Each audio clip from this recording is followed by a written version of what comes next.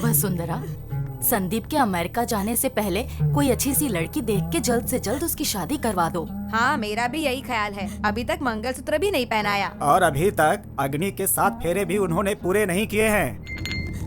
क्या बकवास कर रहे हैं आप सब? मंगलसूत्र से ही शादी होती है क्या? और बाकी चीजों की कोई कीमत नहीं, कोई मतलब नहीं? उस कन्यादान का जो आपने किया, उन श्लोकों का कोई अर्थ नहीं है क्या? हाथ पर हाथ रख के जो कसम खाई थी, वो टाइम पास था क्या? कोई नहीं जानता कि दीप्ति की आंखों ने पहली बार मुझे देखकर क्या कहा। उसकी आंखें साफ साफ कह रही थी कि मैं उसके जीवन का हिस्सा हूं, एक ऐसा हिस्सा जिसका हम दोनों को सालों से बेसब्री से इंतजार था। मैं हमेशा कहता था ना कि प्यार का जो मैजिक होना चाहिए वो मैंने आज तक कभी महसूस ही नहीं किया। वो मैजिक फर्स्ट टाइम मैंने दीप्ति की आंखों में देखते ही महसूस किया। दीदी, आपको वो मैजिक कॉलेज में मिला था।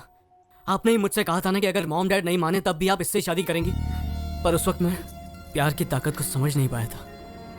उदय, तुझे तो लव एट फर्स्ट साइट हुआ था श्वेता की रैगिंग करते वक्त।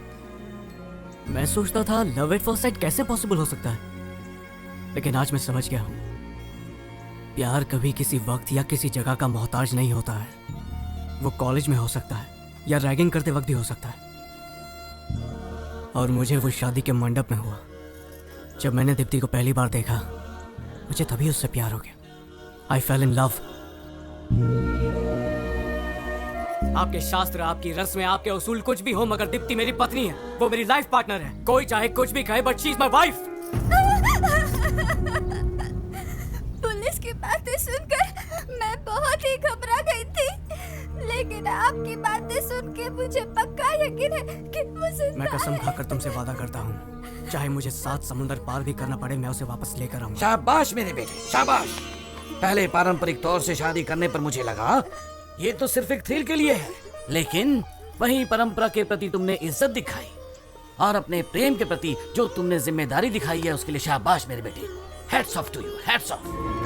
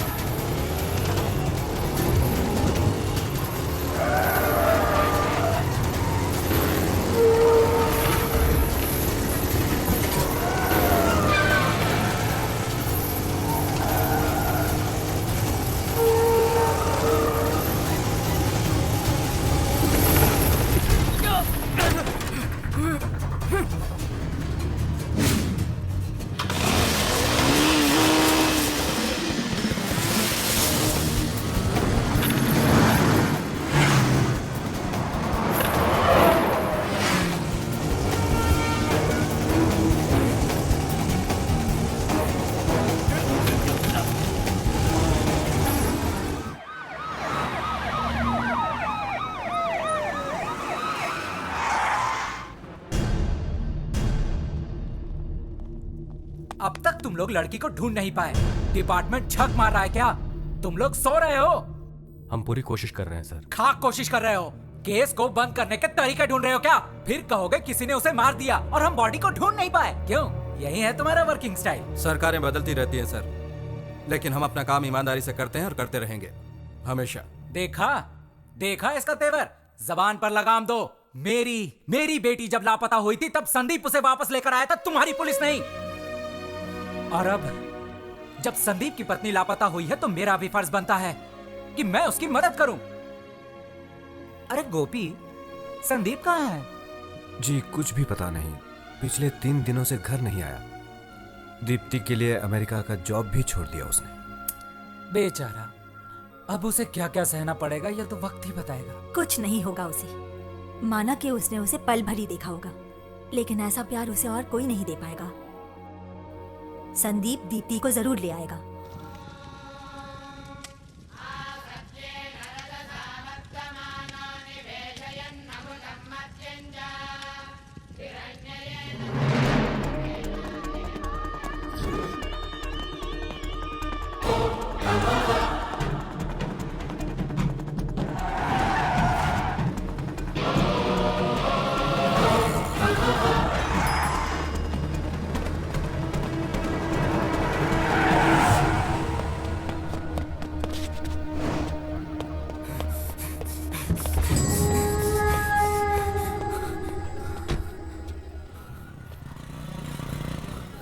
जल्द से जल्द मिलो, थोड़ा अर्जेंट है।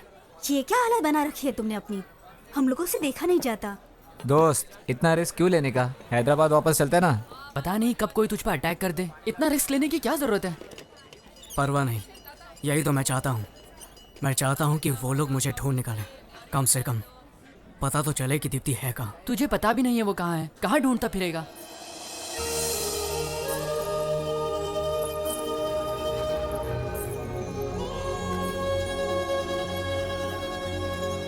एक काम करो, तुम लोग जाओ, मुझे बस एक बाइक चाहिए। सैंडी, वापस आना तो दीप्ति के साथ ही। उम्मीद है तुम्हारा प्यार मिस ना हो। Take care. हाँ, मैंने तो इन्हें देखा है। ये रोज यहाँ से बस से शहर जाती थी। बड़ी सुंदर है। इन्होंने मुझे समझाया कि बच्चों को स्कूल में भेजना चाहिए, ना कि काम करना चाहिए, और मेरी बेटी को दाखिला उन्होंने ही दिलाया। ये जो गमला आप देख रहे हो ना, ये मुझे दीदी ने भेंट दिया था क्योंकि मैं स्कूल में ध्यान देती हूँ। ये फूल कितना सुंदर है ना?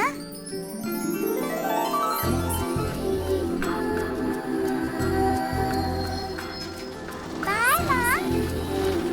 Bye uncle. बाय। पता नहीं किस परेशानी में थी वो। दूल्हे को देखे बिना ही उसने हाँ कह दी। अच्छा सुनो सर, यहाँ करीब ही एक गांव में प्राइमरी स्कूल टीचर रहती है। वो दीप्ति की बहुत अच्छी दोस्त है। वो दोनों अक्सर यहाँ से गुजरते थे। उसे मिलकर देखना, कुछ न कुछ जरूर हाथ लगेगा। थैंक्स। सर ये तो बताइए, आप हो कौन? पुलिस वाले हो क्या? वो फोटो जिस दूल्हे के पास आई थी वो मैं ही हूँ।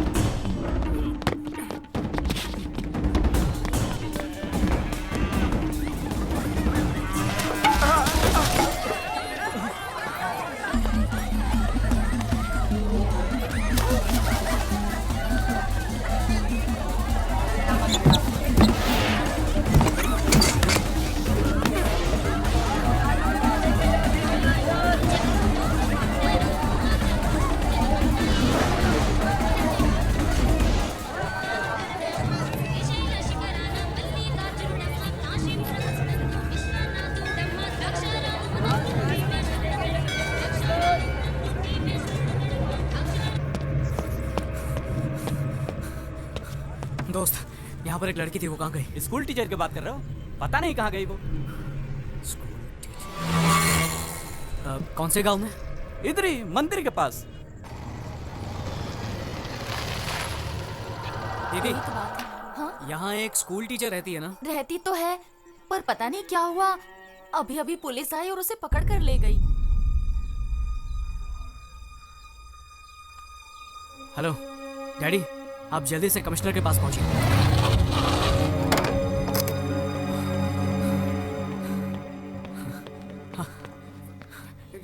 तू ठीक तो है ना बेटा? क्या बात है? सैंडी, तुम बिल्कुल सही कह रहे थे। वो स्कूल टीचर दीप्ति के बारे में जरूर कुछ जानती है। सर, हमसे पहले ही ट्रेस कर लिया। हमने बहुत कोशिश की, लेकिन वो लड़की एक शब्द भी बोल नहीं पा रही है। ये साफ है कि उसे जरूर कुछ पता है। मुझे लगता है कि मिस्टर सैंडी,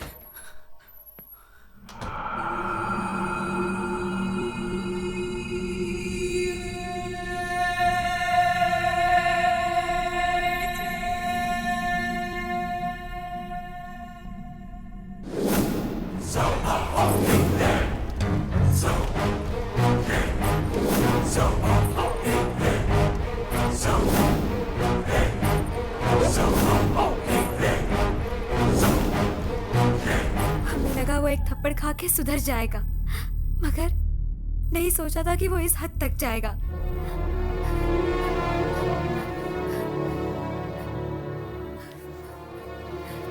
बस बहुत सुन लिया, अभी जाकर उसकी हड्डी पसली एक कर दूंगा।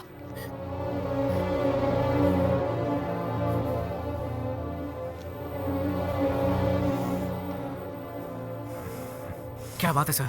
हम कुछ नहीं कर पाए क्योंकि हमें इस बारे में कुछ भी पता नहीं था। अब ये पता है कि दिवाकर ने किडनैप किया, तो आप लोग चुप क्यों हैं? हमें उम्मीद थी कि दीप्ति जीवित होगी, लेकिन अब हमने जब सच्चाई सुनी है तो उम्मीद चली गई है। बात क्या है सर? देखिए, दिवाकर का कोई बाल भी बाका नहीं कर सकता है। वो कोई मामूली आदमी नहीं है। मैं ये सब कुछ नहीं जानता सर, मैं उससे डरने वाला नहीं हूँ। उसने दीप्ति को किडनैप करके बहुत बड़ी गलती की है और ये उसकी आखिरी गलती होगी। सैली, के ब्रदर्स, इन्हें तो पकड़कर गोली मार देनी चाहिए। प्रभाकर और दिवाकर, इनसे निपट पाना कोई आसान काम नहीं है। गलत फैमिली बैकग्राउंड में पले बढ़े, गलत संगत में रहे, इंसान से राक्षस बनने में इन लोगों को जरा भी वक्त नहीं लगता। ये है समाज के दो गंदे कीड़े, प्रभाकर, दिवाकर।